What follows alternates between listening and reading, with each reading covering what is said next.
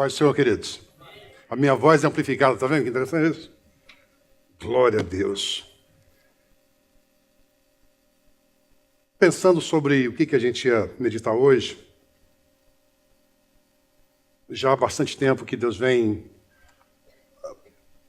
definindo, vem ministrando no meu coração sobre uma coisa muito interessante. É sobre o que vai na cabeça da gente, sobre as nossas mentes, né? E eu gosto de ser cercado por pessoas que sabem mais do que eu. Eu gosto de ser cercado por pessoas mais inteligentes que eu. Muitas vezes a gente se sente meio sonso no meio de gente que é muito mais inteligente que a gente, mas a gente só aprende assim. A gente só aprende assim. Eu quero ter gente de sucesso junto comigo. E você é uma pessoa de sucesso. Porque você está aqui hoje. Você está aqui ouvindo a palavra do Senhor. Você está trazendo a sua adoração a Ele. Atrás de todo caso de sucesso, fala como liderança, existe uma mente brilhante.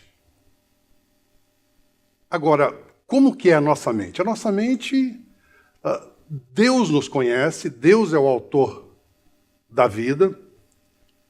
A pastora começou a falar um pedaço do Salmo 139, que fala que Deus nos conhece muito antes de nós existirmos, né?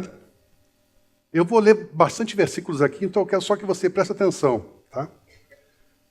Salmo 139, versículos 14 a 17, diz assim: Eu te louvarei, porque de um modo assombroso e tão maravilhoso fui feito. Maravilhosas são as tuas obras, e a minha alma os sabe muito bem. Os meus ossos não te foram encobertos quando no oculto fui feito, e entretecido nas profundezas da terra.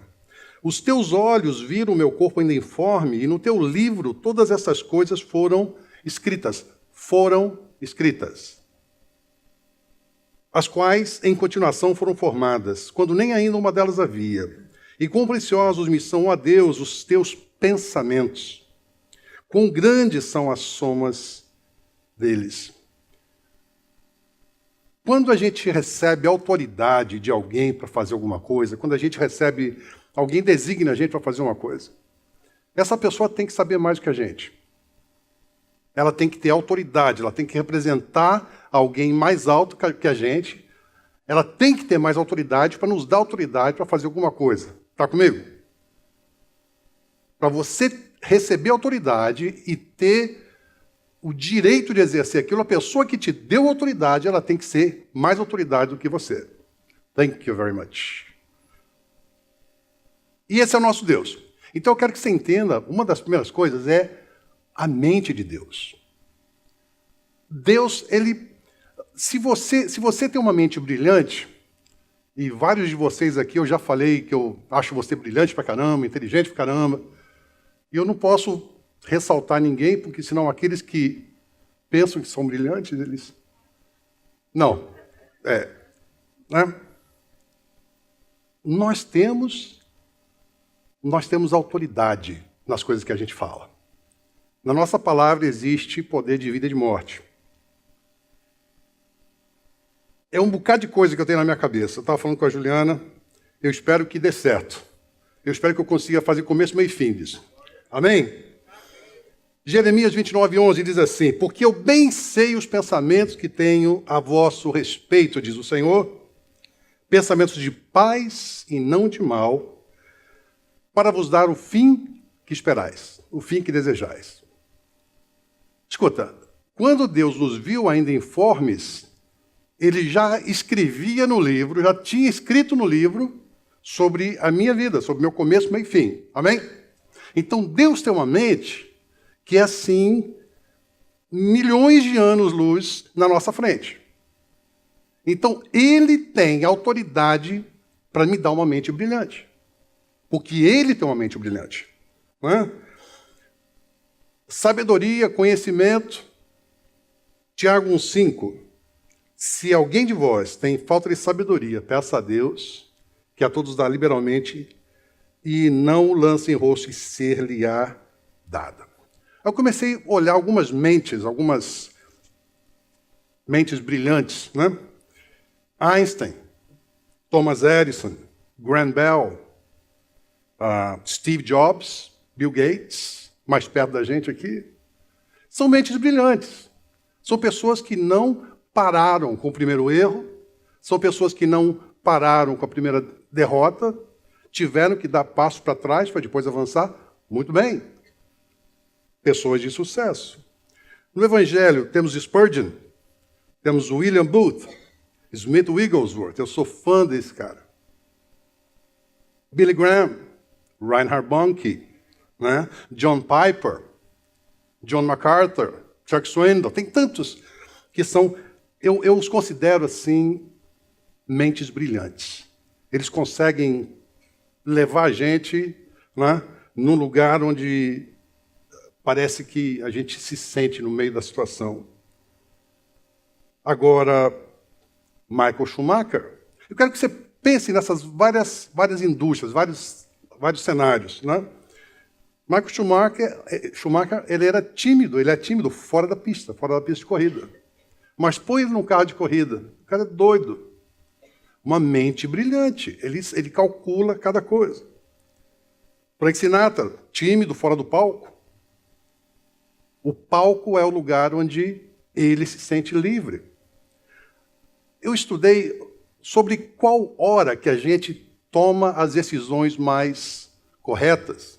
É quando nós estamos de bem com o nosso ambiente. Quando a gente pode relaxar. Né? Respirar fundo. Na minha casa, no meu escritório. Onde é o meu lugar. Eu tenho um lugar onde Deus falou para eu estar.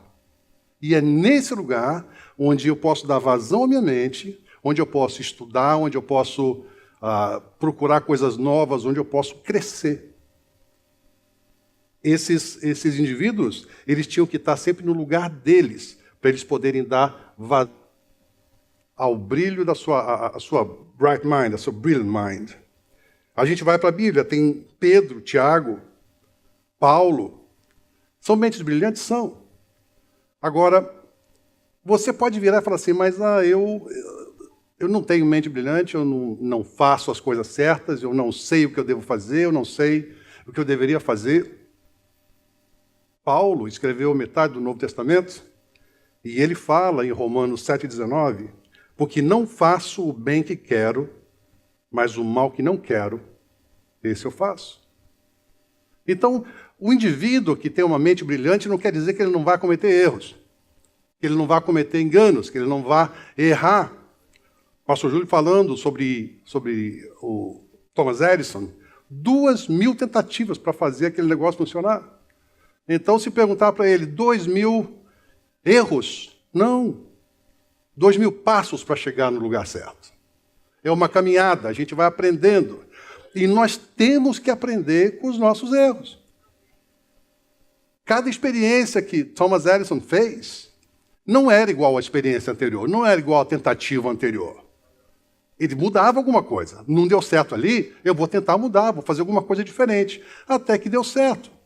Se você tem curiosidade, vai no Google, põe Graham Bell, tem o Thomas Edison, tem gravação dele. Tem gravação realmente dele falando. Tem acho que 7 minutos de gravação. Mentes brilhantes, que não desistem com inconveniências. A gente sempre vai ter situações adversas. Mas a gente tem que voltar à palavra de Deus. Onde que a gente define o que é uma mente brilhante? Onde é que eu defino? É aqui, ó. Amém? É na palavra de Deus. Ó. Nós temos que voltar à palavra de Deus e rever quem é esse nosso Deus que nos diz que nós temos poder na nossa palavra de vida e de morte. Queridos, se a gente não tiver sabedoria sobre o que a gente faz, a gente arrebenta com a nossa família, a gente arrebenta com os nossos filhos, arrebenta com tudo. A gente arrebenta com o nosso emprego. Teve uma vez que eu cheguei para o meu chefe e falei para ele, era época de fazer o review, né? Aí ele perguntou para mim, que emprego você quer? Que posição que você quer? Eu falei, eu quero a sua posição. Aí ele falou, você está louco? Eu falei, não. Eu quero que você suba. Aí eu vou te acompanhar. Aí eu entro no seu lugar. Aí você sobe de novo e eu entro no seu lugar. Se você não tiver sabedoria, eu sempre falo para as pessoas para quem eu estou trabalhando, o seu sucesso significa o meu sucesso.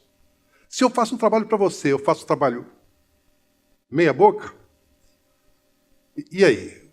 A pessoa não vai me dar emprego de novo, porque talvez ele também perca o cliente dele. Então, a gente tem que ter sabedoria como a gente faz as coisas. E a palavra de Deus é que nos vai dar essa sabedoria.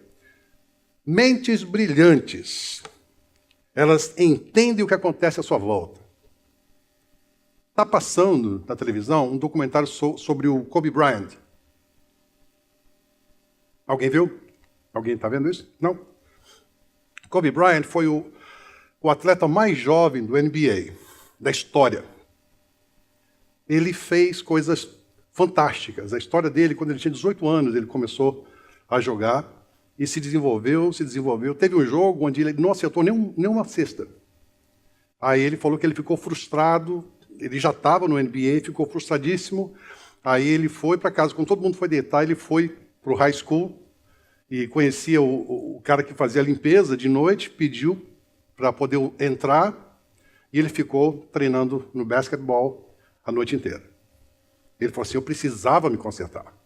Aí quando ele voltou a jogar, quando no próximo jogo, ele arrebentou. Ele não consegue ler direito, ele tem dislexia, ele é horrível em matemática. Qual que é o cenário dele? É a quadra de basquete. Okay? Você e eu temos um lugar onde Deus determinou para a gente estar. Nesse lugar nós vamos ter paz de espírito, nós vamos ter a nossa hora de respirar fundo, e ali a gente vai ter um desempenho bom. Amém? A gente precisa ter sabedoria para a gente saber onde é que Deus quer nos colocar. Então, as mentes brilhantes não se deixam influenciar por mentes opacas e negativas. Miséria gosta de companhia. Queridos, em nome de Jesus, foge. Foge. Eles não meditam nos erros. Pessoas que têm mente brilhante, o Thomas Edison não vai ficar pensando tantas vezes que ele fez a coisa e não deu certo. Pessoas de mente brilhante são polêmicas. Quem assistiu o filme do Steve Jobs, ele andava descalço, né? É isso? Confere? No filme ele andava descalço para tudo quanto é lado. O cara doido, meio polêmico. Jesus era um cara polêmico. Ele fez coisas que o pessoal não acreditava que ele estava fazendo. Mentes polêmicas, mentes brilhantes, atitudes muitas vezes polêmicas. Mas sabem o que querem. E agora nós vamos for the kill. Quero que você abra a sua Bíblia no livro de 1 Coríntios, capítulo 2. A gente viu ali no Salmo 139, Deus, ele é todo soberano. Deus não precisa de você e de mim para fazer nada. Se você e eu não aceitássemos a Jesus como Salvador, ele ainda continua sendo Deus. Se você decidir que você vai falar mal dele, ele vai continuar te amando. Deus sabe todas as coisas, Deus é todo poderoso. Deus tem uma mente brilhante. E ele tem autoridade para fazer você ter uma mente brilhante. Só que você tem que acreditar nisso. Incredulidade é uma coisa que desagrada o coração de Deus. 1 Coríntios 2, todo mundo está lá? Versículo 6, diz assim, todavia, falamos sabedoria entre os perfeitos, que a tradução é pessoas maduras. Não, porém, a sabedoria deste mundo, nem dos príncipes deste mundo que se aniquilam. Mas falamos a sabedoria de Deus, oculta em mistério, a qual Deus ordenou antes dos séculos, para a nossa glória. Olha que coisa fantástica. A qual nenhum dos príncipes deste mundo conheceu, porque se a conhecessem, nunca crucificariam ao Senhor da glória.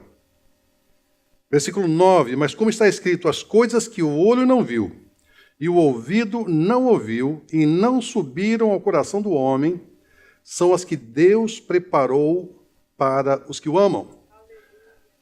John MacArthur, no seu comentário, ele diz que isso é muito confundido pelos evangélicos, pelos crentes, porque pensam que é a glória do céu, é o futuro no céu.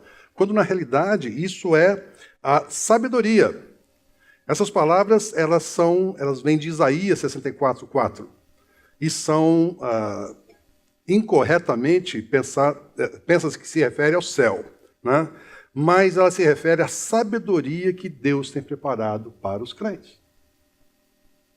Isso aqui é uma... Você sabia disso? Que as coisas que você nunca viu, coisas que você nunca ouviu, Deus tem preparado para você. Ele vai te dar sabedoria. A gente volta... Existe uma série de coisas assim que eu... A porta, né? A porta é um pedaço da parede onde as pessoas entram e saem. Pessoas magras, gordas, altas, baixas e de todo tipo. A janela, para que serve uma janela? Para você olhar o que tem do outro lado. Quando a Bíblia fala para você ser obediente nos dízimos e nas ofertas, você não vai para ver como Deus vai derramar a bênção sobre você. Não vai entrar pela janela. Eu não acho que isso seja uma coisa assim.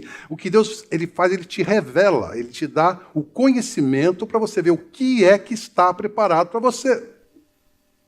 Ele te dá sabedoria. Então, esse versículo, o que o homem, as coisas que o olho não viu, o ouvido não ouviu e não subiram ao coração do homem são as que Deus preparou para os que amam, que é a sabedoria. Mas Deus não as revelou pelo seu Espírito, porque o Espírito penetra todas as coisas, ainda as profundezas de Deus. Porque qual dos homens sabe as coisas do homem, senão o Espírito do homem que nele está?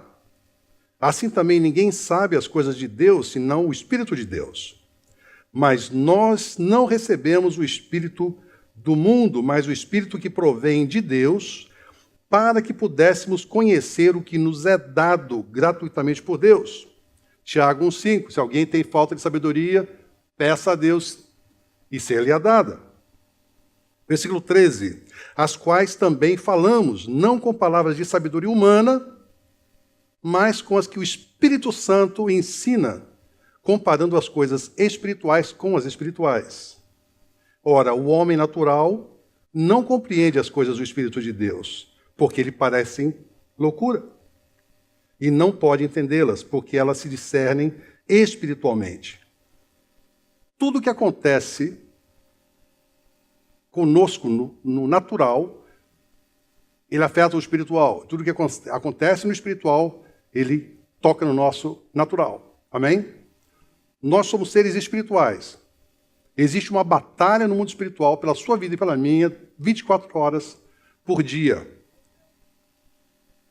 Versículo 15 diz assim, mas o que é espiritual discerne bem tudo.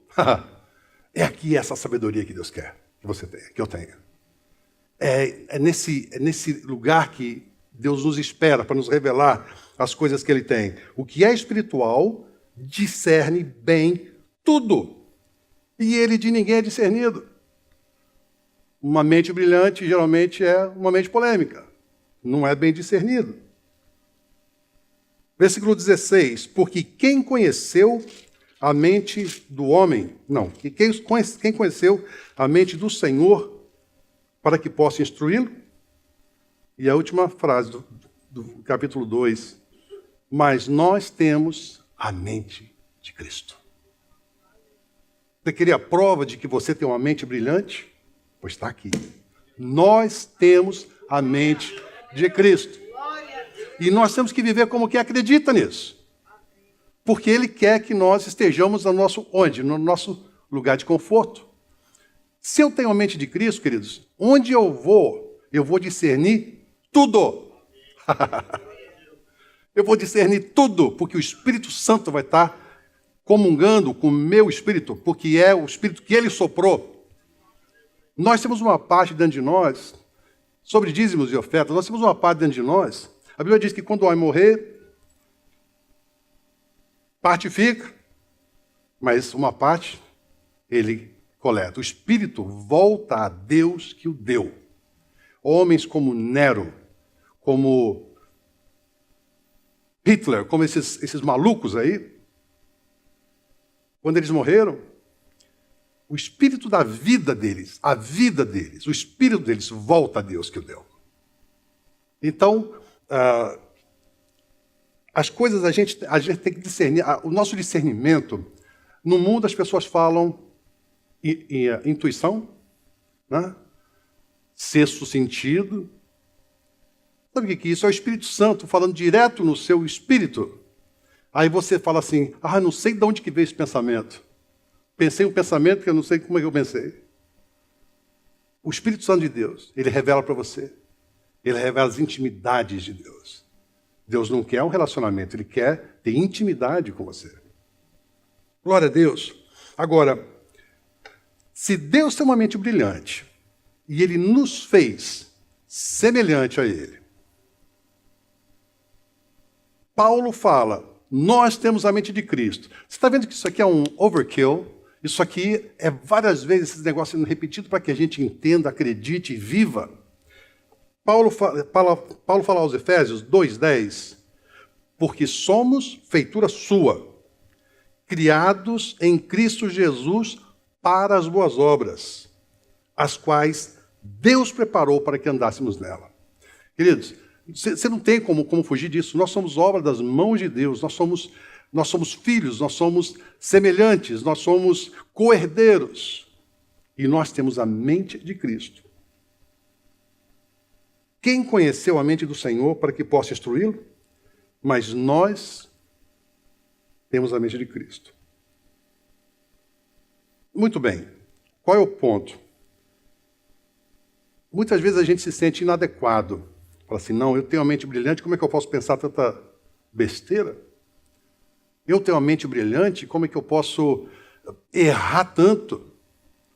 Eu tenho a mente de Cristo, como que eu posso voltar a fazer coisas? A Bíblia diz que como o cão volta ao vômito. Como que eu posso ter uma mente brilhante? Eu não tenho uma mente brilhante, não posso ter uma mente brilhante. Mas esse livro, ele tem a resposta para isso também. E é muito interessante. Nesses cursos de liderança que a gente traduz, tem alguns jargões, né? A Juliana, que está aqui, eu a vi, ela sabe disso. O que é ter sucesso? Sucesso não é você simplesmente alcançar um objetivo. Porque muitas vezes você alcança o objetivo, né? Tem 3 tipos de pessoas. Umas que alcançam o objetivo e caem, tem outras que nunca chegam no objetivo, e tem outras que chegam e permanecem. O que é sucesso? Sucesso é você chegar no seu objetivo e permanecer nele. Ter sustentabilidade, é ter, você ser estável. Né? Agora, Paulo fala lá atrás que as coisas que eu não quero fazer, essas eu faço. As coisas que eu quero fazer, essas eu não faço. Então, como é que é isso? Eu tenho a mente de Cristo, mas eu não faço as coisas que eu preciso fazer e faço as que eu não posso fazer. A gente tem que trabalhar. Ninguém falou que ia ser fácil ser crente. A gente tem que trabalhar. Como nos manteremos no lugar de sucesso? Quando tudo em volta, ele sugere falência, perda e morte. Tudo à nossa volta sugere perda. Você olha governos, você olha todos os seus colegas, seus amigos. Você olha em volta, tudo sugere que nada vai dar certo. Tudo sugere problemas. Eu pensei algumas coisas eu achei interessante. Sucesso não é você, para o Schumacher, não era ganhar uma corrida. Era nunca sair do pódio. Todas as corridas ele tinha que estar naquele pódio. O que ele foi fazer? Ele foi fazer coisa que ele não sabia fazer muito bem, porque o lugar dele era na pista. O que ele foi fazer? Foi esquiar. Está em coma, né? Sucesso não é você ganhar uma corrida, sucesso é você não sair do pódio. Sucesso não é alcançar um objetivo, mas permanecer no lugar da vitória. Pedro, mente brilhante. Primeira pregação dele, 2.000 almas. Mas teve uma hora que ele cortou a orelha do soldado, traiu a Jesus, negou a Jesus. E agora tem as instruções da palavra de Deus. Se você quiser abrir, em Efésios capítulo 6, isso aqui é conhecido. Eu só inseri algumas palavrinhas a mais ali. Efésios 6. Começando no versículo 11.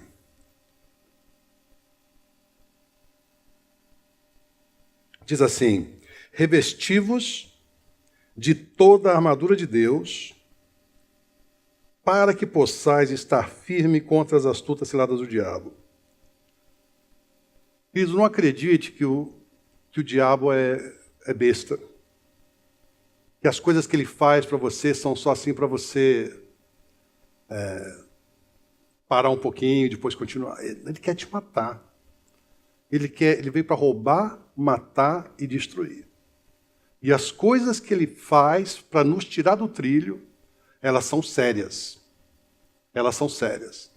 Muitas vezes você cai no pecado, o diabo ele pode passar 10 anos, mas ele vai voltar a te tentar naquele mesmo pecado. Porque você caiu lá atrás, ele vai voltar a insistir. Pode passar 20 anos, pode passar 30 anos. Você vê na pena de morte,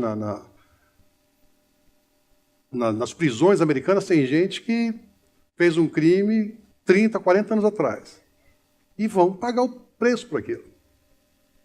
O diabo, ele insiste. Ele insiste. Ele sabe a hora que você está chateado porque Deus não deu aquilo que você queria. Aí você fala, Deus não está me ouvindo. Talvez seja porque eu pequei. E talvez seja porque tem alguém fazendo macumba evangélica para mim. Você tem que ter sabedoria. Você tem que entender os seus surroundings, em volta de você, o que está rolando. Você tem que entender que tem um diabo que ele está querendo te acabar. Mas você tem uma mente brilhante. E você discerne todas as coisas, lembra? Amém. Você discerne todas as coisas. E se você discerne todas as coisas, você não vai deixar circunstâncias do seu lado te desencorajar. Ou fazer com que você peque. Você olha para o problema, você não olha para Deus, o que acontece? Você acredita mais que o problema vai te acabar do que Deus tem autoridade para acabar com o problema. Versículo 12, porque não temos que lutar contra carne e sangue. A gente discerne no Espírito, lembra, né? Mas sim contra principados, potestades, contra os príncipes das trevas deste século, contra as hostes espirituais da maldade nos lugares celestiais. Aí diz, portanto, tomai toda a armadura de Deus. Fala, toda. Toda a armadura de Deus, para que possais resistir no dia mal. Queridos, para você resistir nos dias maus. Ok. Algumas coisas que são nítidas aqui. Vai ter dia mau. Eu não estou querendo ser pessimista, não estou querendo ser negativo. Mas a Bíblia nos ensina que nós temos que nos preparar para o dia mau. Jesus falou, no mundo tereis aflições, mas tem de bom ânimo, eu venci o mundo. Nós temos que discernir as coisas, porque a nossa luta não é contra o emprego, não é contra o carro, é contra hostes, é contra demônios, que eles querem nos tirar do trilho do Evangelho. Tomai toda a armadura de Deus, para que possais resistir no dia mal, e havendo feito tudo, nós temos coisas para fazer. Nós temos coisas para fazer. Ficar firmes. O que essas pessoas que eu li os nomes aqui fizeram? Eles tiveram as suas invenções, mas outros são atletas, pregadores, que estudam, que estão sempre... Kobe Bryant, ele fala que ele não tem problema em ler, problema com matemática. Então ele fica vendo vídeos dos jogadores, dos times com quem ele vai jogar. E ele estuda cada jogador, cada jogada que o cara dá. Para que quando ele for jogar contra o time que ele vai estar jogando, ele possa saber quais são os passos que o cara vai dar. Nós temos coisas para fazer. Depois de haver feito tudo, ficar firmes. O versículo 14. Estai, pois, firmes. Aí eu coloquei agora. Tendo cingidos agora os vossos lombos com a verdade. E vestida a couraça da justiça agora. E agora calçados os pés na preparação do evangelho da paz. Tomando agora, sobretudo, o escudo da fé, com o qual podereis apagar agora todos os dardos inflamados do inferno, do maligno. Tomai agora também o capacete da salvação e a espada do Espírito agora, que é a palavra de Deus. Aí nós voltamos à palavra de Deus. Esse livro, ele tem receita para toda doença, ele tem receita para todo problema, ele tem saída para toda tentação, ele tem resposta para toda pergunta. Tomai agora também o capacete da salvação e a espada do Espírito, que é a palavra de Deus. Como que diz o 18? Orando em todo o tempo, com toda oração e súplica no Espírito, e vigiando nisto com toda perseverança e súplica por todos os santos. Orando em todo o tempo, com toda oração e súplica no Espírito. Nós não somos seres espirituais? O Espírito Santo não é aquele que está em nós, que discerne todas as coisas, e nós, quando a gente tem o Espírito, a gente vai discernir todas as coisas? Pô, muito bem. Você tem uma mente brilhante. Fale para a pessoa que está do seu lado, fazer o que eu não gosto, que nunca faço comigo. Fala para quem está do seu lado, você tem uma mente brilhante. Aí fala para a pessoa do outro lado.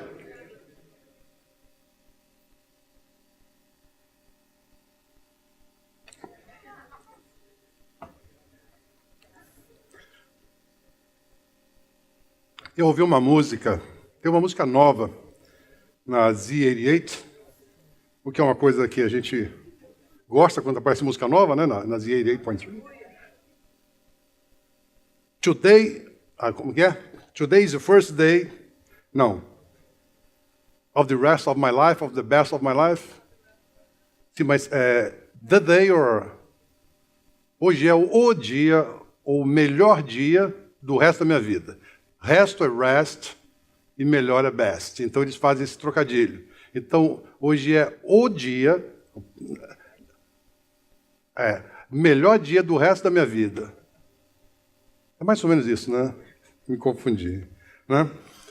Eu quero que separe as coisas que você está fazendo e pense um pouquinho sobre isso. Você reflete melhor com a mente relaxada, com a mente devagar. A gente faz coisas, queridos, que a gente não sabe a consequência que tem. Cada semente que você lança, cada coisa que você faz é uma semente. Ou isso vai voltar para te trazer honra, ou vai voltar para te morder o calcanhar. Volte ao lugar do seu chamado.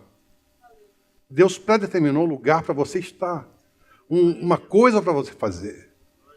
Deus deu um nome para você. Ele te deu uma função. Não entre no lugar do outro.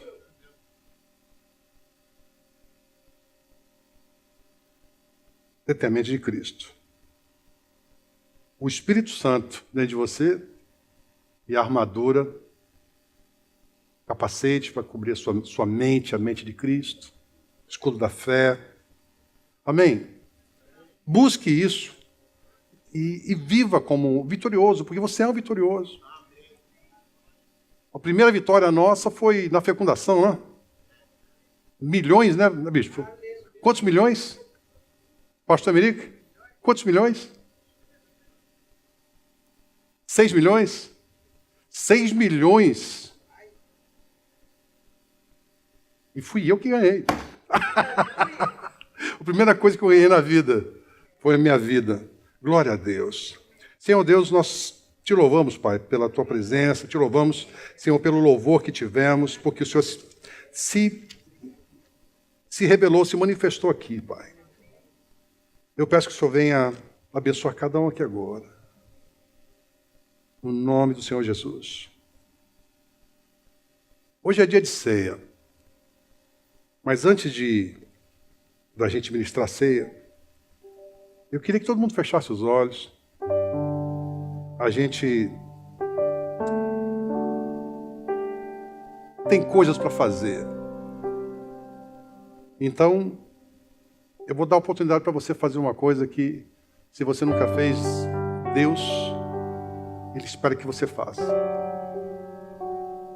Se você nunca convidou Jesus para entrar no seu coração e fazer morada ali, você não tem a mente de Cristo. Se você nunca pediu para Ele ser o seu único Senhor, muita gente acredita que Ele é o Salvador porque Ele é o único Salvador. Mas Ele não reparte o trono dele com ninguém. E Ele quer entrar no seu coração. Ele quer te dar o discernimento para você não entrar em pânico quando as coisas desmoronam. Ele quer te dar discernimento para que você não desperdice o pouco que você tem, porque é aquele pouco, muitas vezes, que Deus vai abençoar, multiplicar, para alimentar milhares de pessoas. E às vezes a gente amaldiçoa o pouco. E aí a multiplicação não vem.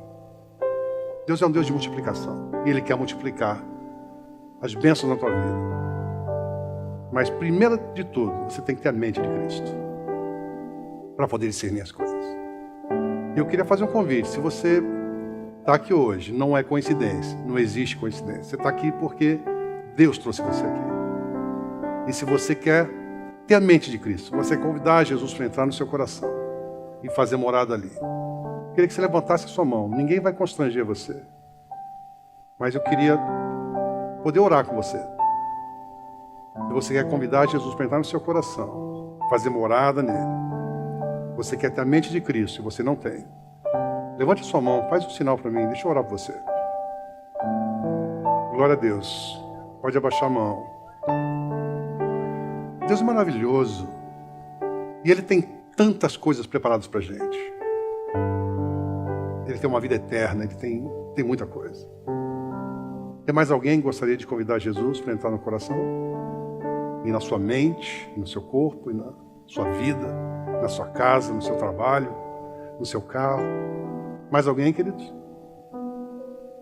Talvez tenha alguém no nosso meio que tenha se afastado dos caminhos do Senhor. Você não matou ninguém, você não fez nada radical, mas você esfriou. E quando a gente esfria, a mente da gente ela perde a velocidade, ela perde o pique. Se você está longe dos caminhos do Senhor, está frio, e você quer voltar para a casa do Pai, faz um sinal para mim. Deixa eu orar por você também. É tanta coragem que você precisa como para aceitar Jesus como Salvador. Existe alguém que precisa voltar para a casa do Pai?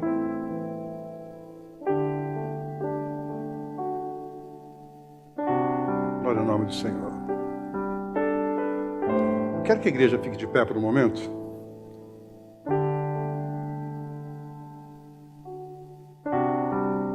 E eu vou chamar essa pessoa que aceitou Jesus. Eu quero orar por você.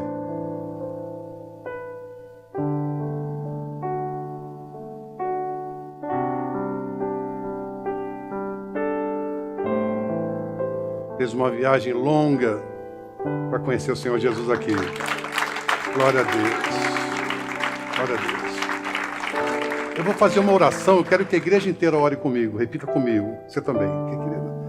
Feche seus olhos. Fala assim: Senhor Jesus, eu te confesso como meu único Senhor.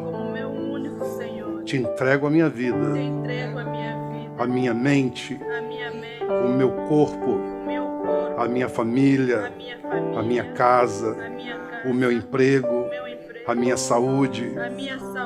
Cuida de mim, porque eu quero ter a mente de Cristo. E eu quero seguir os teus caminhos. Em nome de Jesus. Amém, Jesus. God bless you. Deus te abençoe.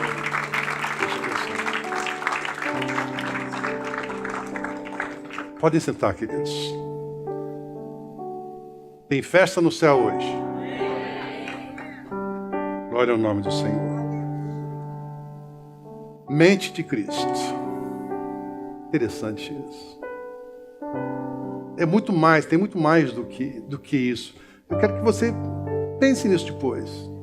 Né? A gente estava orando com os homens aqui na sexta-feira. Aí o Charlinho falou: o que é liberdade?